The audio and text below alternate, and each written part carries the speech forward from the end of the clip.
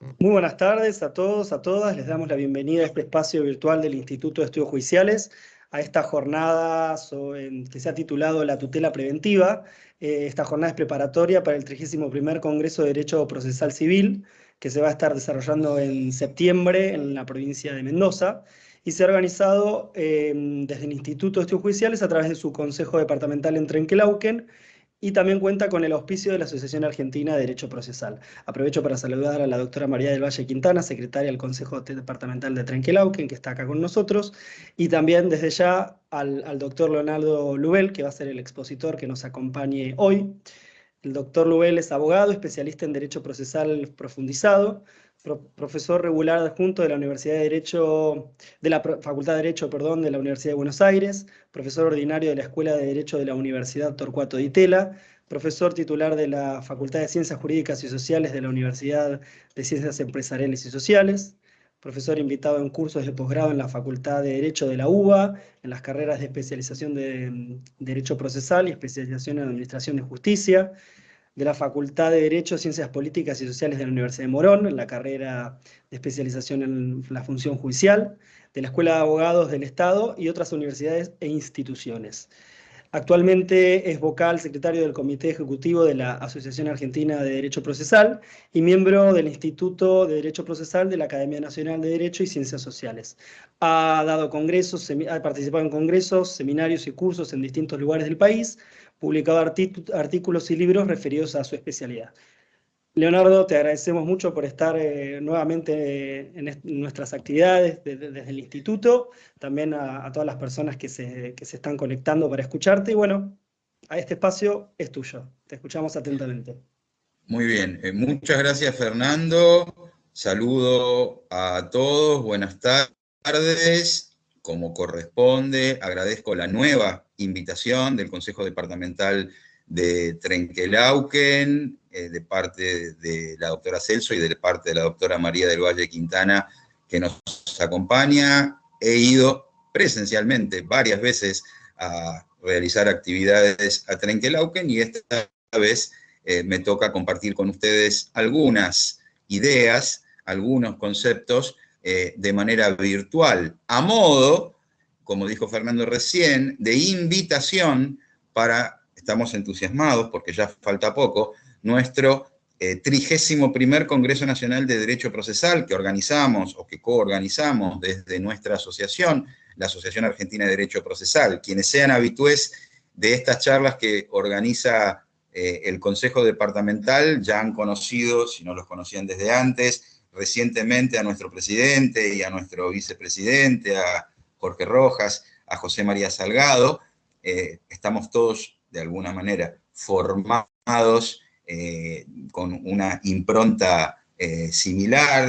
Nuestro maestro es Enrique Falcón. En el Congreso se van a tratar, de parte de los asistentes y de parte de los más importantes profesores de derecho procesal a nivel proceso civil y a nivel proceso penal de nuestro país, una cantidad de temas interesantísimos, además de invitados extranjeros.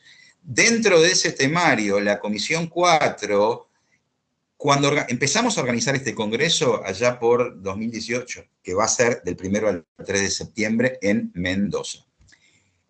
Cuando empezamos a organizarlo, una de las comisiones la titulamos a 6 años, porque iba a ser en 2021 el Congreso, a 6 años del Código Civil y Comercial de la Nación, teniendo en cuenta la enorme influencia que tiene ese código, que antes podíamos decir era el código de fondo, era un código sustancial, en el proceso civil. Y entonces muchos temas, muchas disposiciones de los códigos procesales se ven atravesadas por disposiciones procesales de ese código nuevo, de ese código moderno. Pero claro, pandemia mediante, y como queríamos que fuera presencial, en vez de hacerlo en 2021, cada 2 años, como es nuestra tradición, lo postergamos para septiembre de este año. Y entonces esta comisión del tema que yo voy a abordar hoy se llama A 7 años del Código Procesal Civil y Comercial de la Nación. Pero basta de introducción, voy directamente a la tarea. Voy a compartir me va a ayudar Fernando, un conjunto de diapositivas con ustedes a modo de guía, para que ustedes vayan viendo por escrito algunas de las cosas que yo voy a decir y algunas que no voy a decir también estén allí en la pantalla, a nivel doctrina, a nivel jurisprudencia. Vamos a hablar de tutela preventiva. Para muchos autores que se han dedicado al tema y que lo miran también desde el proceso civil, mejor dicho, desde el derecho civil y desde el derecho comercial, podemos decir que es también, en vez de tutela preventiva, podemos hablar también de tutela inhibitoria. Y dicen ellos que es uno de los grandes aciertos del Código Civil y Comercial de la Nación. Nosotros desde el proceso enmarcamos la noción de tutela preventiva en la de jurisdicción preventiva. Y siempre nos importa remarcar que el proceso tiene que ser útil, el proceso tiene que servirle a los justiciables, el proceso tiene que concretar, tiene que lograr resultados. Por eso hablamos de la noción de tutela efectiva de los derechos, que ustedes conocen muy bien, con anclaje en el artículo 18 de la Constitución Nacional, en el artículo 114 de la Constitución Nacional, por ejemplo, en el artículo 15 de la Constitución de la Provincia de Buenos Aires, tutela continua y efectiva. Y por supuesto, lo tenemos que conectar con el Pacto de San José de Costa Rica. En ese marco vamos a avanzar y vamos a decir, la tutela efectiva, a ver, ¿podés? Ah, ahí está, ahora sí voy a poder avanzar, tomo el control y avanzo.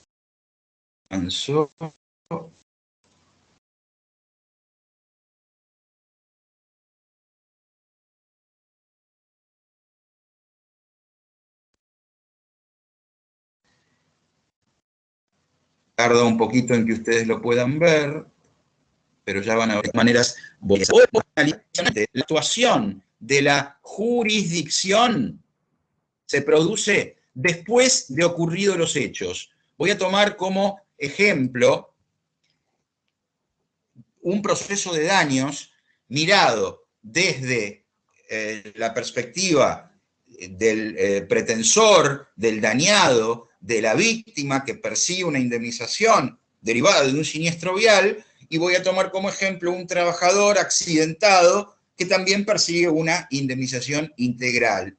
Nosotros tenemos que pensar que el derecho procesal es una herramienta para asegurar el resultado, para asegurar la efectividad de los derechos sustanciales. Como dice el querido profesor platense Roberto Berizonce, se trata del derecho a hacer valer los propios derechos. Pero la clave de bóveda del tema que nos convoca hoy es si además de la actuación del juez tendiente a resarcir, en nuestros ejemplos, tendiente a conceder o no esa indemnización integral, actuando, por supuesto, después de producido el daño en una función que podemos llamar, o en un rol que podemos llamar justicia vengadora, entre comillas, la idea es que podamos responder a esta pregunta. ¿El juez de hoy puede actuar antes y no después, o antes y después, combinando las dos funciones? A propósito del dicho popular, es mejor prevenir que curar. Entonces, todas estas nuevas, entre comillas lo de nuevas, por lo que voy a decir en un rato, ideas buscan que el daño no se produzca, evitar su producción, o que si se produjo, entonces no sea mayor, no crezca, no persista, podamos detenerlo. Otro pequeñísimo homenaje al fallecido hace muy poco, profesor de Lázari, que conocen en todo el país y especialmente en la provincia de Buenos Aires, que le puso un marco a este tema, el derecho a la prevención previsto a nivel constitucional. Y entonces vamos a empezar a responder a esta pregunta.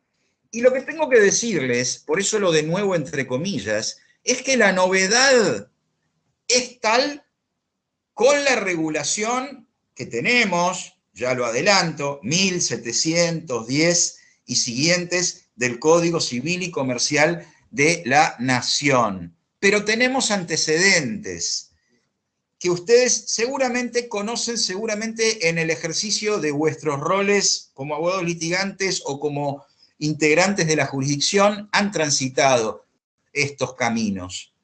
Por ejemplo, si ustedes se fijan en el artículo 322 del Código Procesal Civil y Comercial de la Provincia de Buenos Aires o el Nacional, van a encontrar la que se llama acción declarativa, para nosotros pretensión declarativa. Hay un ejemplo, hay una relación jurídica entre un acreedor y un deudor, crisis del año 2002, especificación. Las crisis en nuestro país son recurrentes y generan mucha actividad para los tribunales y para los abogados. Ahora estoy hablando de una crisis de hace más de 20 años. Se contrajo una deuda en dólares que eran iguales a pesos. Había paridad cambiaria de un momento para otro, la convertibilidad terminó y entonces era 3-1. Y las partes podían disentir en torno al modo en que había que devolver el mutuo. Todavía no había conflicto, entonces existía la posibilidad de presentar una pretensión declarativa como un proceso de conocimiento. ¿Para qué? Para que el juez declare, para que el juez se pronuncie sobre la existencia, o en este caso sobre la modalidad, sobre los alcances de la relación jurídica. Esta es la pretensión declarativa, pero ¿qué nota común tiene con el tema de hoy? Busca evitar el conflicto, se adelanta, buscamos una respuesta de la jurisdicción útil, pero útil por anticipada. Y otro ejemplo, como les planteo acá, de pretensión declarativa, el primer caso es el caso Fait del 99, después tuvimos de la Corte, después tuvimos muchos precedentes posteriores, como por ejemplo Schifrin, que en el fondo resolvieron distinto, pero a mí el tema que me interesa marcarles es: hay necesidad de una interpretación jurisdiccional. Fait le planteó a la jurisdicción, se modificó la Constitución Nacional, se exige ahora un nuevo acuerdo del Senado cuando un juez cumple, tema que luego se repitió muchísimas veces, cuando un juez cumple los 75 años, pero yo estaba en la Corte antes de la reforma constitucional del 94. A mí declaren que a mí no se me aplica esta norma. Ahora, antes de que me la pretendan aplicar y me genere daños. Ahí está la nota común. Y en materia de derecho administrativo y de proceso contencioso administrativo, ya teníamos también la noción de amparo preventivo, esto es, un acto administrativo, por ejemplo, que se ha dictado, pero que todavía no se aplica, todavía no produce efectos. Entonces, a través de esta herramienta, podemos evitar que los produzca, podemos evitar que acaezca el daño. Y el ejemplo lo encuentro en el año 2015, cuando se dicta y se empieza a implementar el nuevo Código Procesal Penal de la Nación. La Procuradora General de la Nación nombra fiscales subrogantes, y ese acto administrativo tendiente, o está por nombrar fiscales subrogantes, tendiente a ejecutar la disposición que los amparistas reputaban inconstitucional, se trataba de frenar merced a un amparo preventivo. Me voy aproximando a la nueva regulación, pero ¿de qué se trata? Voy a dar algunos ejemplos bien concretos. ¿Qué le pedimos al juez? Le pedimos al juez que disponga, que dicte una resolución ordenando el cumplir una obligación de hacer o una obligación de no hacer. Por ejemplo, que clausure una pileta, que clausure una obra, que coloque una cerca de protección, que ordene colocar señalización lumínica, que ordene colocar señalización sonora, que ordene colocar un perímetro alrededor de un lugar peligroso, que ordene colocar un servicio de vigilancia en un lugar peligroso, que ordene que cese la actividad industrial en una fábrica que está generando polución al medio ambiente. De esto se trata. Ahora bien, ustedes me podrán decir, todo esto hasta ahora ya lo teníamos y lo podíamos lograr a través de un tema trascendente de nuestra disciplina, las medidas cautelares o los sistemas cautelares. Y entonces, si vamos al 230 del Código Procesal Civil y Comercial de la Provincia de Buenos Aires o de la Nación, tenemos ahí la medida o prohibición de innovar o la medida de no innovar. Y la contracara, tenemos la medida innovativa. A través de los ejemplos que di, podían canalizarse, y pueden canalizarse, a través de esa herramienta. Pero ¿cuál es la gran diferencia? Como ustedes recordarán, las medidas cautelares son esencialmente provisionales, provisorias, no causan estado. No hay allí, como lo hay en una sentencia definitiva, una nota de, precisamente, definitividad. Entonces, estamos pensando ahora en un proceso principal que en la sentencia definitiva llegue al resultado buscado. Como digo acá, la prevención es el objeto principal del proceso. Y esto es antes, aun cuando incluso no se pueda predicar la existencia de dolo o de culpa en el agente, en el demandado. Pero voy a recordar otro antecedente también, que ya teníamos para la mejor comprensión del tema, en el Código Procesal Civil y Comercial de la Nación, el 623 bis. El concepto es oposición a reparaciones urgentes. Hay una obra en construcción, hay un edificio en construcción y hay un edificio lindero. Y hay un temor grave, fundado, de un daño inminente. Entonces, en este régimen es un proceso especial y que con un conocimiento reducido, pero proceso al fin, buscando que el juez ordene, previo constatar esta posibilidad cierta e inminente del daño, las medidas tendientes a hacerlo cesar. De alguna manera este es un antecedente muy claro y muy concreto de la tutela preventiva como acción principal. Si bien en un proceso, repito, con conocimiento reducido. También lo tenemos antes del Código Civil y Comercial, en la Ley 24240, la Ley de Defensa del Consumidor, en una temática que viene transitándose hace muchos años, pero que ya va adquiriendo independencia conceptual, incluso como materia en las carreras de grado, el derecho del consumidor, el derecho de consumo, el usuario y el consumidor contra el proveedor, acción preventiva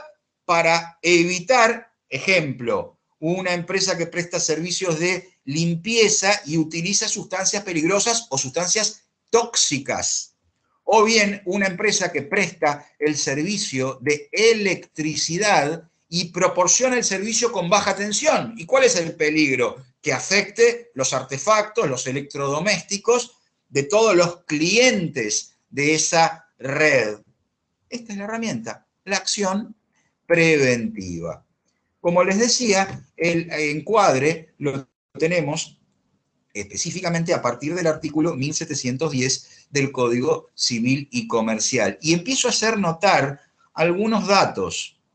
Todas las personas, toda persona, dice, tiene el deber de prevenir el daño. Con lo cual acá parece haber una apertura en materia de legitimación procesal e incluso, por ahora va con signo de interrogación, ¿podría el juez disponer una medida de este tipo sin que haya sido solicitada o peticionada por las partes?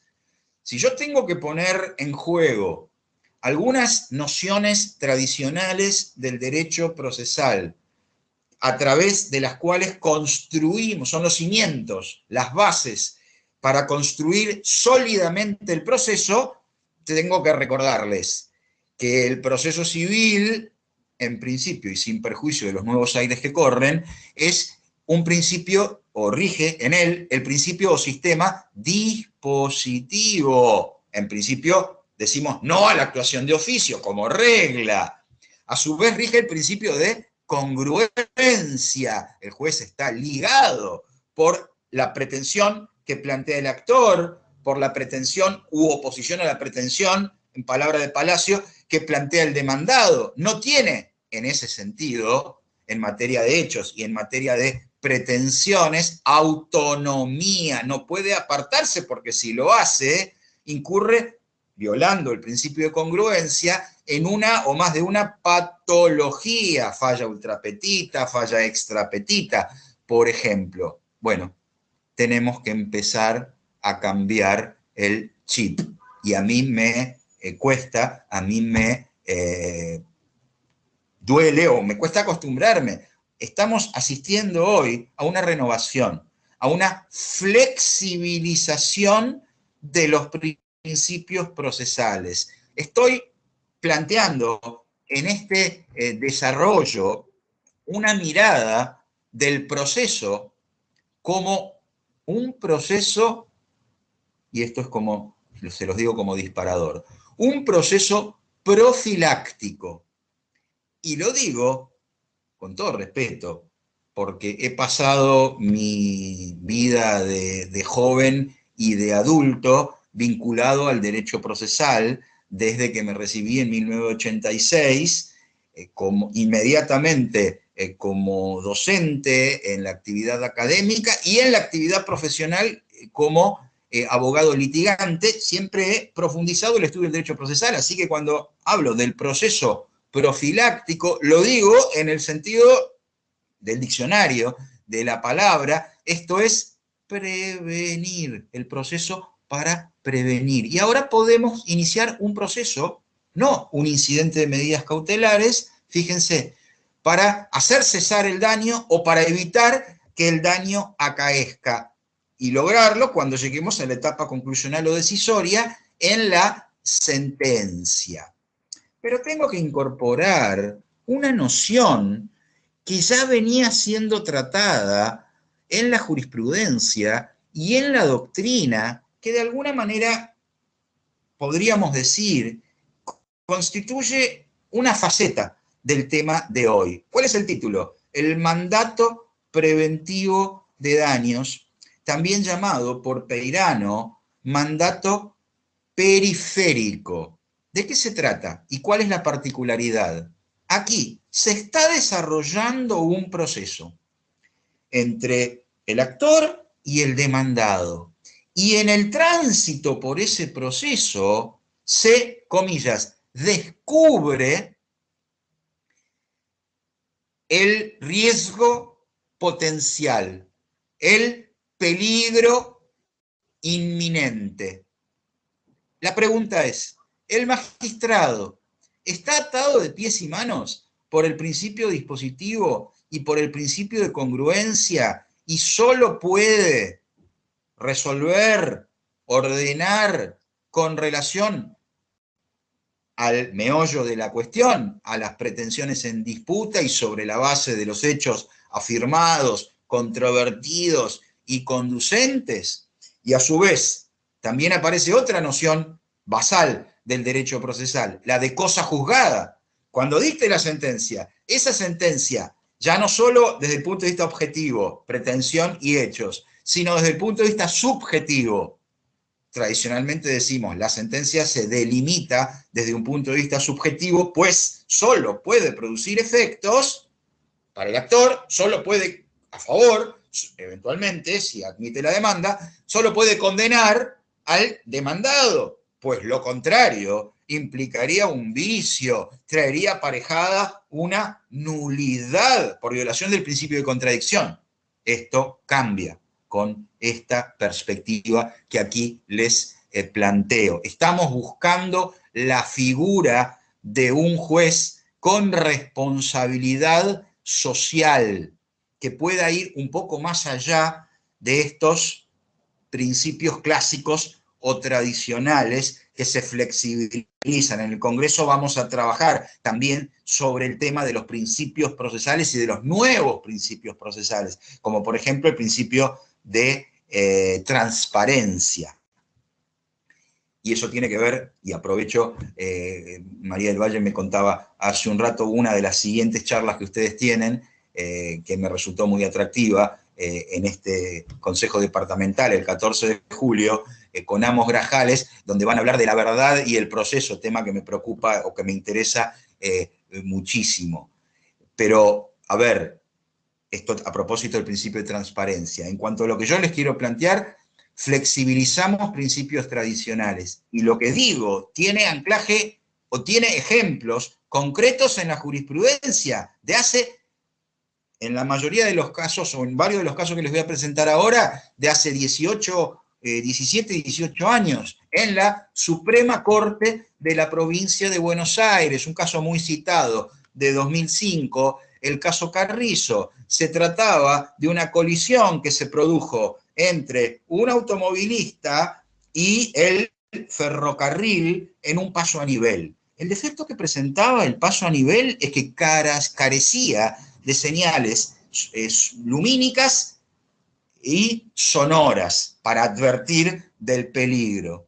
Pero resulta que la demanda, la pretensión del actor, se rechazó porque se comprobó que circulaba ebrio y que circulaba a elevada velocidad. Demanda rechazada. Sin embargo, un tema que no se había planteado fue resuelto por la Suprema Corte de Justicia de la Nación, que a la luz del peligro que ese paso a nivel presentaba, le ordenó, en este caso a un sujeto del proceso, a la demandada, a título de mandato preventivo, primero verificar la actualidad, que en este momento la situación fuera igual. Y si era igual, debía, en el plazo de 30 días, adoptar las medidas de seguridad necesarias, colocar las señalizaciones lumínicas, las señalizaciones sonoras necesarias para evitar otro siniestro como el que motivó este caso. Nadie se lo había planteado. La jurisdicción adoptó este rol. Tutela preventiva, nada más y nada menos. Otro antecedente de la Suprema Corte de la Provincia de Buenos Aires del 2006, el caso LRH, otra vez un accidente de tránsito. Acá tenemos al actor dañado, damnificado, que quedó cuadripléjico y era quien estaba a cargo de una familia monoparental con 3 hijos. ¿Y qué pidió? A título de medida cautelar. Hoy lo llamaríamos tutela anticipada, tutela de urgencia, pero encuadrado dentro de los sistemas cautelares. No leí el caso completo, pero indudablemente se apoyó en el leading case de 1997 de la Corte Suprema de Justicia de la Nación, el caso Camacho Acosta. ¿Qué le pidió a la jurisdicción? Le pidió que la demandada, a título cautelar, depositara una suma de dinero que permitiera cubrir los gastos médicos, porque no tenía cobertura médica, no tenía cobertura social el actor, y que le permitiera alimentar a sus hijos, pues si él no podía trabajar, no iba a poder alimentar a sus hijos. La medida cautelar fue rechazada en todas las instancias por la Suprema Corte de Justicia de la Nación, pero mandato preventivo, mandato que estoy tratando, le ordenó al Poder Ejecutivo Provincial que adoptara las medidas necesarias para cubrir la salud del actor y para cubrir las necesidades básicas de los hijos con anclaje en la Constitución Nacional. Este es el derecho a la prevención. Artículo 75, inciso en este punto, 23 de la Constitución Nacional. Acá agregué un dato, agregamos un elemento. El Estado provincial no había sido demandado, no había ejercido derecho de defensa, Sin embargo, se le impuso esta obligación. Otro caso, y dejo de citar casos de esta línea, fíjense, es del 88, es el primero que encontré en esta materia. Se promovió una demanda de daños, la demanda fue admitida, una niña había fallecido en un predio del ejército en una acumulación artificial de aguas. Pero además de acoger la pretensión de condena de los padres de la actora, la pretensión resarcitoria, típica, clásica, se le ordenó a la demandada adoptar una serie de medidas para evitar daños a otras personas, potenciales daños a otras personas, construir una cerca, colocar carteles de advertencia, mantener un servicio permanente de vigilancia. Todos estos son antecedentes de la acción preventiva que hoy tratamos. Este archivo seguramente no lo pueden ver, pero se los voy a contar. Es un caso del año 2012 de la Suprema Corte de Justicia de Mendoza. ¿Qué se perseguía? Una trabajadora planteó que estaba siendo acosada sexualmente por un empleado jerárquico. Entonces se admitió la demanda, se condenó a la bodega, que era la empleadora, a pagar la indemnización por el daño integral sufrido por la trabajadora. Y además, sin que nadie se lo haya pedido al órgano jurisdiccional, se dispuso dar intervención a la Subsecretaría de Trabajo de la provincia de Mendoza para que realizara inspecciones en el empleador, en la bodega, y para que controlara las condiciones en que se desempeñaban los empleados, tendiente a determinar si existían, si se podían constatar otros abusos, otros acosos o cualquier otra clase de condición indigna para el trabajador, y de detectarse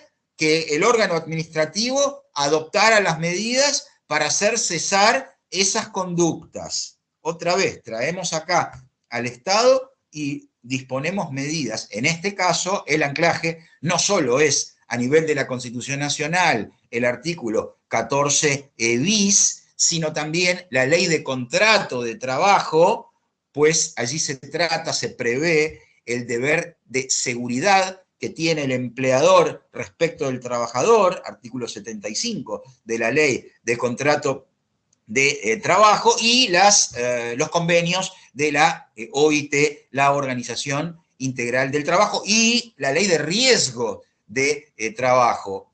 Hay que velar por la sanidad y por la seguridad, por la salud del trabajador, la ley 24.557. Y en este fallo de la Suprema Corte de Mendoza ya se echa a mano, no es de 2012, perdón, es de 2020 o de 2021, ya se echa a mano del 1710 del Código Civil y Comercial, ya se apoya en el deber de prevenir el daño que surge de allí, en materia de un conflicto planteado en el ámbito de la justicia laboral. Pero esto no de ninguna manera indica que hay que excluirlo, al contrario, hay que aplicarlo en todos los órdenes, este criterio. Bien, en materia ambiental también ya lo encontramos plasmado el criterio desde antes del Código Civil y Comercial, en la Ley General del Ambiente, la Ley 25.675, que establece un principio importante en materia de tutela ambiental, el principio precautorio. Si hay algún atisbo de un daño en ciernes, de un daño potencial, el órgano jurisdiccional tiene que adoptar las medidas necesarias. Y ante la duda, en caso de duda, debe resolverse a favor de la tutela ambiental. Por ejemplo, como digo acá, proveniente el peligro de la instalación de antenas de telefonía celular o del uso de agrotóxicos en el campo. Y encontramos ya antecedentes que datan de hace 20 o 25 años en esta línea, en la jurisprudencia federal, precisamente. Ahora bien, yo quiero avanzar sobre un tema que tal vez es aún menos conocido o aún menos explorado que los anteriores. Y voy a pasar por sobre estas diapositivas, aunque estoy tentado de profundizarlas con ustedes, porque quiero concentrarme en lo que creo es menos conocido. Se llama el tema, el título, modalización de las condenas pecuniarias. Hasta ahora, nosotros miramos a la figura del demandante para satisfacer su pretensión y tratamos de evitar posibles daños a la sociedad en cuanto hablamos de tutela preventiva. Pero en este punto vamos a mirar a la figura del demandado. Y el demandado también es, por supuesto, un sujeto de derecho, también es un justiciable, también debemos respetar todos sus derechos constitucionales. Y así como en materia de medidas cautelares existe un principio que mira al deudor y que dice, la medida cautelar tiene que proteger al acreedor, pero tiene que evitar causar perjuicios desmesurados, abultados, excesivos, innecesarios al sujeto pasivo. Bueno, en esta materia de lo que se trata, y es Peirano quien ha puesto también muy sobre el tapete esta mirada, ¿qué ocurre cuando se condena al demandado y éste no tiene la posibilidad de cumplir y esta situación lo lleva o lo puede llevar a un concurso preventivo, lo puede llevar a una situación de insolvencia, lo puede llevar a una situación de quiebra? Hay que pensarlo. Y entonces, ¿por qué lo encajo en este tema de hoy? Y porque se trata de prevenir, en este caso, el agravamiento de la situación patrimonial del demandado. La crisis del 2002 en distintas áreas, pero en materia de deudas hipotecarias, de contratos de mutuo garantizados con derecho real de hipoteca. Una persona le pedía un préstamo a otra, le prestaba $30.000 para reformar, o para refaccionar o para comprar una nueva vivienda. Vamos a hablar ahora específicamente en estos primeros ejemplos de vivienda única y permanente.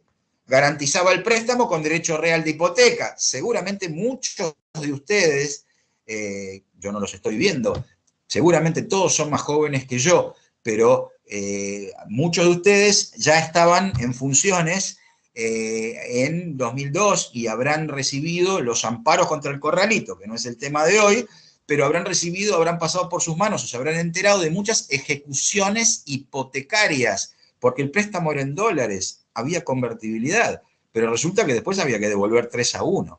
Y entonces hubo muchas ejecuciones hipotecarias. Y en Formosa se estableció este criterio para evitar la subasta o para tratar de lograr una solución a estos problemas, todo un procedimiento para que el deudor, para facilitarle la posibilidad de cobrar al deudor. No podemos dialogar en este momento, pero ahora me tocaría preguntarles, ¿les suena esta chance en el Código Procesal Civil y Comercial de la provincia de Buenos Aires o en el Código Procesal Civil y Comercial de la Nación? Y les doy una pista, en materia de proceso de familia. Estoy hablando, no tengo tiempo para muchas incógnitas, así que doy la respuesta. El proceso de familia, el proceso de alimentos. Ustedes saben que se fija la cuota de alimentos hacia el futuro en la sentencia, pero que también el actor, el actor, sí, bien digo, el alimentado, puede reclamar las cuotas atrasadas. Según el Código Civil y Comercial, los últimos 6 meses, si inició, puede reclamar todas las cuotas si inició la mediación y luego la demanda en el plazo de 6 meses. Y además las cuotas devengadas durante el juicio. Eso se llaman, son cuotas atrasadas, entre comillas, y ¿qué establece el juez? Además de la cuota de alimentos hacia el futuro, cuotas suplementarias, una forma de pago de las cuotas suplementarias. Este es el antecedente.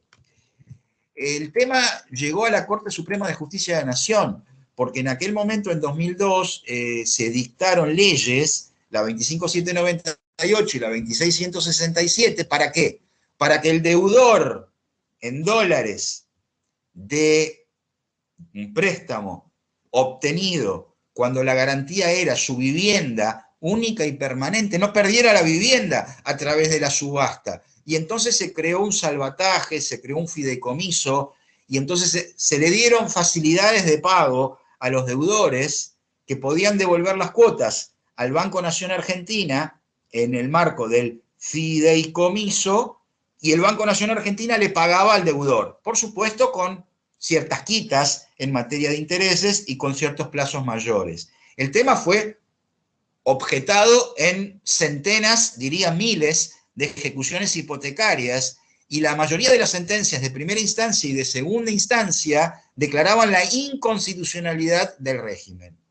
Hasta que llegó el caso un primer caso, o la Corte seleccionó un caso en 2007, en marzo, el 15 de marzo del 2007, dictó el leading case que estoy compartiendo, Rinaldi con Guzmán, que declaró, para proteger el derecho, el acceso a la vivienda, lo balanceó con el derecho de propiedad de los acreedores, lo flexibilizó ese derecho de propiedad y decidió a favor de la constitucionalidad del régimen. Me gusta citarlo porque para la materia fue un precedente importante, y además tuve a mi cargo el recurso extraordinario federal, que fue rechazado, y luego el recurso de queja por recurso extraordinario federal, que fue acogido en este precedente. Pero es la misma idea, prevenir el daño, porque el deudor y su familia se quedaban sin vivienda única y permanente. Estas ideas fueron recogidas específicamente en 2014, pos estos fallos, y ya con el proyecto de Código Civil y Comercial circulando, que como ustedes saben entró en vigencia el 1 de agosto del 2015, para un caso como el ejemplo que di, subasta de vivienda única y permanente. Voy a citar las nociones más importantes del detalle de esta norma procesal. Al momento del cumplimiento de la sentencia de remate, en el procedimiento se incorpora la necesidad de hacer una evaluación socioambiental del deudor y de su familia. Se evalúa su situación laboral, se evalúan sus ingresos, se trata de buscar un acuerdo conciliatorio. Y si no es posible, se calcula de oficio la deuda, se analizan los intereses, se revisa si no hay anatocismo, se revisan las tasas, se revisa si no hay violación del orden público, si no hay una lesión. Se pone sobre el tapete, fíjense, la Constitución Nacional, la Constitución de la provincia, la doctrina, Rinaldi con Guzmán y otros, emanada de la Corte Suprema. Luego, una nueva reunión, un nuevo acuerdo se intenta. Y si no es posible, el juez fija la forma de pago. ¿Y qué tiene que tener de oficio? ¿Y qué tiene que tener en cuenta? Que la cuota no puede superar el 25% del ingreso familiar, a menos que haya discapacitados en la familia, en cuyo caso esto se reduce. Y como guía, como pauta de trabajo, leo el último párrafo. En caso de dudas sobre la interpretación o alcance de la presente ley, los jueces se decidirán en el sentido más favorable a la subsistencia y conservación de la vivienda digna y, la Constitución Nacional, protección integral de la familia, evitar el daño.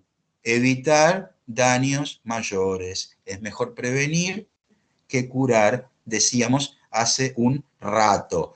¿Guarda relación con el principio del esfuerzo compartido? Pero pues claro que sí, pues toda esta temática del esfuerzo compartido apareció en la Corte Suprema de Justicia de la Nación y luego en los tribunales inferiores, con un desarrollo de la ministra Hayton de Nolasco, para este tipo de deudas. A mí me prestaron cuando el dólar valía 1, el peso, había paridad entre el dólar y el peso, y ahora el dólar, en esos primeros meses del 2002, valía 3 La idea del esfuerzo compartido era tratar de reunir a las partes para que la diferencia, los 2 pesos, se compartiera. Y entonces no te devuelvo 1 ni te devuelvo 3, te devuelvo 2.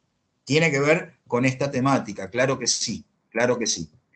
¿Y esto solo está en la jurisprudencia? No, no, no, no, no. Está incorporado al Código Civil y Comercial de la Nación, en la regulación de las obligaciones. Y lo pongo sobre la mesa para que todos lo consideremos. El 890 en su última oración faculta a los jueces. Está interfiriendo, entre comillas interfiriendo, ahí me traicionó el subconsciente porque los especialistas y los profesores de derecho procesal estamos todavía un poco enojados, un poco con la sangre en el ojo, porque no nos invitaron a trabajar en el código, en los anteproyectos y proyectos de Código Civil y Comercial de la Nación, de Código, bien digo, Civil y Comercial de la Nación, pese a que se incorporaron tantas noticias o novedades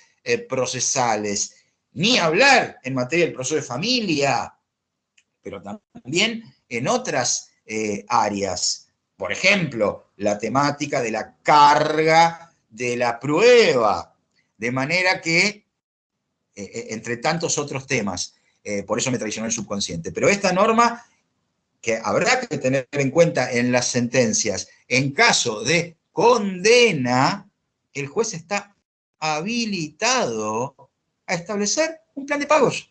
Por supuesto que ya antes teníamos posibilidad de llamar a una, comillas, audiencia llamada de conciliación, y lo tenemos consagrado, por ejemplo, en el Código Civil y Comercial de la Nación, en el artículo 558 bis. Pero es en la fase de ejecución procesal forzada. Ya tengo una sentencia que pasó en autoridad de cosa juzgada, ya soy moroso, ya debo los intereses, eventualmente me podrán aplicar astreintes si no cumplí con la obligación que me impuso la sentencia. Acá, esto se prevé que se incluya en la sentencia. Esta es me parece la novedad más destacable. Dedico 2 minutos al punto que antes salteé por si no llegaba a tiempo, y después voy a estar a disposición de ustedes antes de terminar para las preguntas que quieran volcar en el chat, o las observaciones, o los comentarios, o las experiencias que quieran compartir. Pero no quiero dejar de hacer referencia a la noción enmarcada en la idea de prevención, pero como medida cautelar, de la tutela anticipada. Antes les mencioné un precedente de la Corte Suprema de Justicia de la Nación, que muchos de ustedes deben conocer, el caso Camacho Acosta. El trabajador había perdido el brazo, se lo había amputado la máquina con la que estaba trabajando. Inició el proceso en aquel momento en base a la ley 9.688 de accidentes de trabajo. Al cabo del proceso, al final iba a poder obtener una indemnización. Sin embargo, ese proceso iba a llevar años. Y si él no conseguía el dinero para la prótesis, no le iba a servir funcionalmente esa prótesis 4, 5, 6 años después. Entonces, como medida cautelar, pidió que la demandada depositara la suma de dinero para comprarse, o que le comprara la prótesis. Se le rechazó en primera instancia, se le rechazó en la Corte en segunda instancia, pero la Corte Suprema lo admitió. El caso, estoy hablando de Camacho Acosta, y lo admitió con esta idea. Es una medida cautelar, es provisoria, porque ustedes me podrán decir, y la verosimilitud del derecho no se acreditó todavía. Pero vamos a proteger, razonó la Corte, la vida. Vamos a proteger la salud del trabajador. Y si pierde y si la demanda se rechaza por culpa de la víctima o por hecho de la víctima, se generará un crédito a favor del empleador. Pero en el balance preferimos sacrificar, entre comillas, el derecho de propiedad, porque es más elevado el derecho a la vida. Y en Pardo, en 2012, la Corte Suprema, en 2011, fin del 2011, retomó estas ideas. Se trataba de una adolescente que quedó cuadripléjica en el accidente y los padres no le podían prestar la cobertura médica porque no tenían dinero. Entonces, a título cautelar, se le ordenó a la demandada depositar las sumas necesarias, la protección, en este caso de la Convención de los Derechos del Niño, del Pacto de San José de Costa Rica, está en un nivel más elevado. Adelantar, y este es el punto en común, adelantar la respuesta de la jurisdicción para evitar agravar el daño, para que el daño no se convierta, de ser posible, en irreversible. Esta es una respuesta temprana, esta es una respuesta oportuna, esta es una actuación útil de la jurisdicción. Esta es una noción que nos parece merece ser resaltada. Podemos dejar de presentar el chat y para cumplir con el encuadre, estoy a disposición de ustedes si quieren compartir alguna duda o alguna idea que acá veo, entre la acción preventiva de daños como acción autónoma y el interdicto, por ejemplo, de obra nueva. ¿Cuál sería la versión más idónea, dado que podrían? Bien, por supuesto que te voy a construir una respuesta, porque todavía tenemos poca jurisprudencia sobre la materia. A mí me parece que el interdicto podría, porque es más conocido, porque los tribunales todavía no están armados y los abogados litigantes todavía tampoco en general estamos armados, estamos preparados para este nuevo instituto, que además no tiene un anclaje procesal. Así como vos lo planteás en líneas generales, yo elegiría el camino del interdicto porque el objetivo de prosperar el interdicto lo voy a lograr. Esta es la respuesta, digamos, la respuesta corta. Si bien, por supuesto que advierto la enorme relación y advierto el sentido y la utilidad del concepto que estamos tratando hoy para un caso como el que generaría el interdicto de obra nueva. Los interdictos están regulados a nivel de procesos de la norma de fondo y también de las normas procesales. Tenemos distintos interdictos y hay algún choque en algún punto. Bien. ¿Tienen alguna otra consulta para compartir? No veo por ahora ninguna otra en el chat.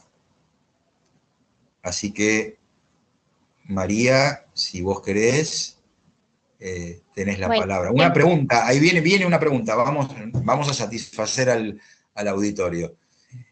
Así que esperamos un poquito.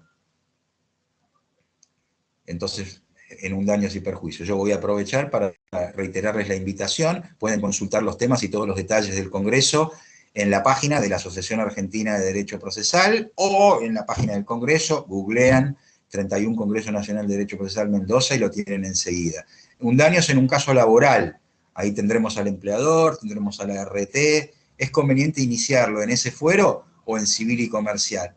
Este es un tema que merecería una profundización desde el campo del derecho del trabajo, pero te voy a dar una respuesta corta. Hoy tenés la ley 24.557 y tenés la reforma de la ley 27.348. En principio, hay que transitar la vía administrativa ante la Comisión Médica Central o ante la Comisión Médica que corresponda, a menos que vos ejerzas la opción para reclamar, y en ese caso podés llegar a la indemnización tarifada o forfataria. Si vos querés reclamar una indemnización integral, en principio podés reclamarla ante la justicia civil y comercial, pero te aconsejo que revises la jurisprudencia y veas si vas a litigar en el ámbito de la justicia nacional, cierto criterio, en el ámbito de la justicia de la provincia de Buenos Aires y sus departamentos judiciales, otro criterio. Pero esto va más allá del tema de la tutela preventiva.